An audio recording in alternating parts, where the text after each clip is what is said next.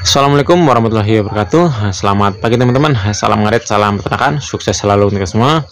Dan oke teman-teman, di kesempatan pagi hari ini ya, sebelum saya memberikan pakan untuk ini saya akan menjawab pertanyaan dari teman kita teman-teman ya. Itu bertanya di kolom komentar tentang pakan, yaitu seperti tentang peralihan pakan ya. Pertanyaan itu, Mas, apakah bisa kelinci yang biasanya dikasih makan rumput kita ganti pakannya dengan ampas tahu? Dengan ampas tahu itu pernah dicoba, katanya doyan. Nah, ini salah satu peralihan pakan dari yang biasanya pakan rumput ke pakan yang lain ya, yaitu ampas tahu. Nah, ini saya berikan daun pepaya dulu ya, ini supaya untuk dimakan. Nah, sambil saya jelaskan. Nah, sebenarnya apakah pakannya aman atau tidak tergantung bagaimana kita menyajikan pakan itu. Bisa jadi pakan ampas tahu pun yang tadinya aman menjadi tidak aman, dan sama aja dengan rumput yang biasanya tadinya pakannya aman bisa jadi tidak aman. Itu terjadi karena beberapa faktor yang bisa menyebabkan pakan yang tadinya aman menjadi tidak aman. Nah, tapi kalau posisinya pakan itu normal-normal aja dan pakannya itu termasuknya pakan yang cukup bagus ya, termasuknya aman teman-teman ya. Jadi kelinci saya itu biasa saya berikan pakan rumput, berikan pakan ampas tahu, pakan pelet. Jadi jenis-jenis pakan yang bisa dikasihkan ke kelinci sekiranya aman itu bisa teman-teman, walaupun biasanya kelincinya dikasih makan rumput terus menerus dan baru dikasih makan ampas tahu. Nah, kalau untuk peralihan pakan itu sendiri biasanya ada beberapa kasus kelincinya itu kurang begitu suka, dan ada beberapa kasus kelincinya itu langsung suka dengan pakan yang baru. Itu ada teman-teman.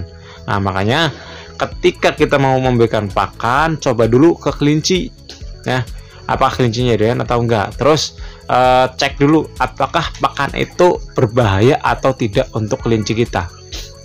Contohnya kalau untuk ampas tahu sendiri ya, berhubung ampas tahu itu kalau tidak diolah dengan benar dan kalau tidak disimpan dengan benar itu bisa cepat busuk. Contohnya kalau proses penyimpanan tidak bagus ya, proses penyimpanan yang kurang tepat dengan ampas tahu adalah ketika kita memasukkan ampas tahu ke dalam wadah itu tidak kita tutup atau tidak kita kedap udarakan, itu biasanya ampas tahu cepat basi teman-teman atau cepat busuk.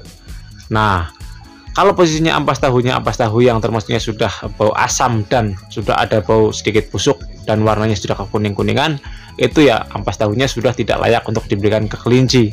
Kalau untuk hewan-hewan besar seperti mungkin domba, sapi, itu masih aman-aman aja teman-teman karena pencernaannya itu termasuknya cukup kuat. Tapi kalau untuk kelinci, nah karena pencernaan kelinci itu termasuknya cukup sensitif teman-teman ya, kadang biasanya ada gangguan sedikit di pencernaan, kelinci langsung mogok makan, terus lama-kelamaan jadi kurus, lama-kelamaan jadi nggak mau makan terus-menerus. Nah, akibatnya fatal. Nah, makanya sebisa mungkin kita amankan dulu pakannya supaya pakan itu tidak membahayakan kelinci. Kalau posisinya pakan tidak membahayakan kelinci, entah itu rumput, entah itu konsentrat, entah itu ampas tahu, bahkan pelet sekalipun atau pakan comboran yang lain, ketika aman ya kita berikan ke kelinci tetap aman-aman aja teman-teman ya, nggak ada efek apapun. Tapi posisinya kalau contoh ampas tahunya sudah busuk, terus pakan comborannya ada salah satu bahan yang sudah berjamur, nah itu bisa menjadi penyebab terjadinya penyakit pada kelinci. Makanya ketika teman-teman ingin beralih pakan dari pakan satu ke pakan yang lain, sebisa mungkin cari pakan yang termasuknya aman, dan sebisa mungkin ketika pakan itu biasa diberikan kelinci, cek dulu apakah pakan itu tetap aman atau tidak. Nah, itu teman-teman ya untuk jawaban saya. Jadi pakan apapun bisa diberikan ke kelinci asalkan pakan itu aman, tidak mengandung racun dan tidak mengandung bahan-bahan atau jamur yang bisa menyebabkan keracunan pada kelinci. Nah, mungkin cukup sekian dari saya teman-teman ya, semoga ini bisa menjawab teman kita.